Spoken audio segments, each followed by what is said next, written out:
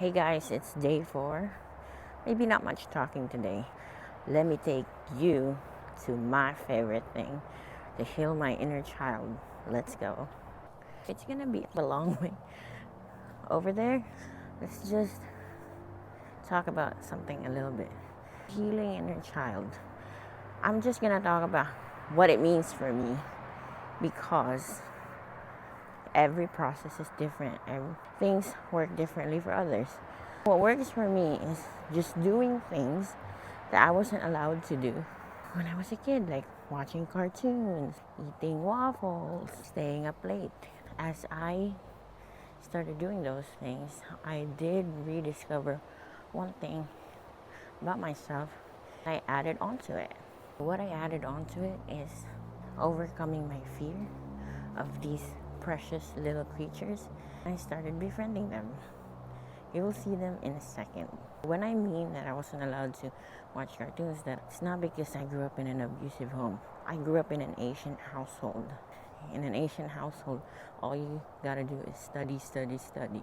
So, couldn't stay up late unless if it was to study for a perfect score in an exam the next day or have my tutor around. I wasn't allowed to eat waffles and other junk food because they wanted me to grow up to be slender. That sounds bad because they had aspirations for me, like becoming a beauty queen or become an actress in the public eye.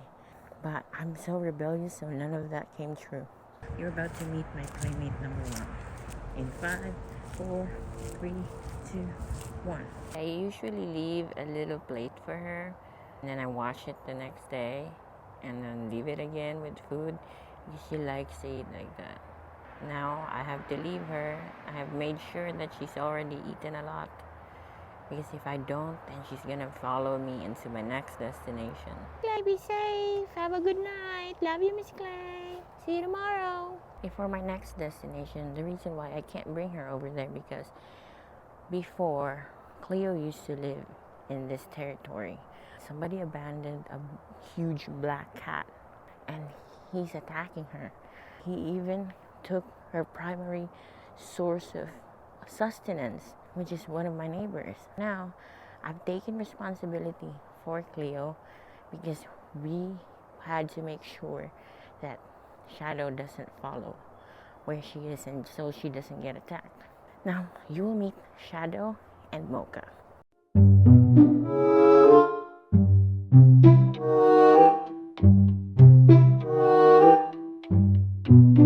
For me, during my phase where I was so alone in my healing journey, I found great company with these stray cats because they don't need much talking.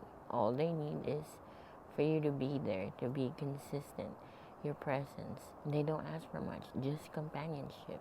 And they're extremely smart. As an introvert, I do value company. For example, we just sit next to each other. We're not doing anything. We're not trying so hard to fill in the silence. We just be. And for the longest time, that's how my days have been. I just be.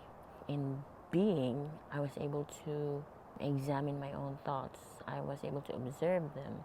I was able to understand the voice that kept whispering in my ear. Was it negative or positive? Whose voice is it actually? It sounds like me, but the words are parroted from the people who projected onto me. They were not mine, they were not real. There are so many benefits as to having a companion that should just sit in silence and allow you to be nothing else but yourself. With that, I've had a lot of practice because there was no judgment. All they wanted was my presence. That was enough. Or also my food. In those 5 years, it allowed me to comfortably stabilize in my imperfections, my shortcomings, without making myself feel like I'm not enough. Because even in the mistakes that I've made, and all the shortcomings that I have in my relationships with other people, that did not immediately mean that I wasn't good enough or I was less of a human being than I actually am. It does not diminish my skill. It does not diminish my worth.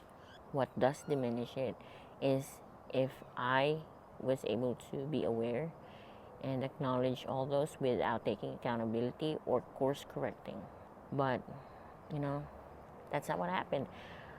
The solace and the companionship that I gained through my little friends allowed me to see myself in a different lens.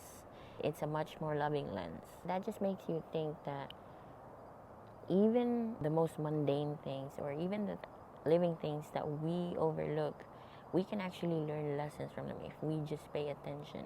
If we just quiet the noise that's coming from outside, like environmental structures, societal opinions, or criticisms by people who supposedly love and support us, you learn to see yourself for what you actually are.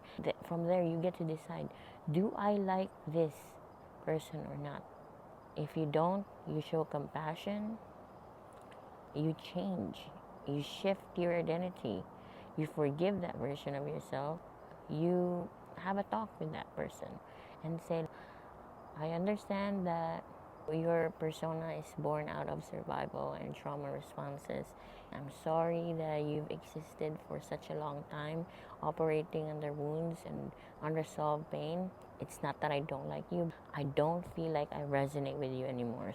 I hope that I have your blessing to change and allow me to craft a version of you and I that we will both love. A version of you and I that will make us feel both safe and protected and understood. Because what is the language of love? It's understanding, consideration, the willingness to protect and make another being safe within your presence. So I didn't actually get to finish filming with my friends because my phone, although I do have old footage of them, but you know what? I think I'm gonna do something about it. Hold on.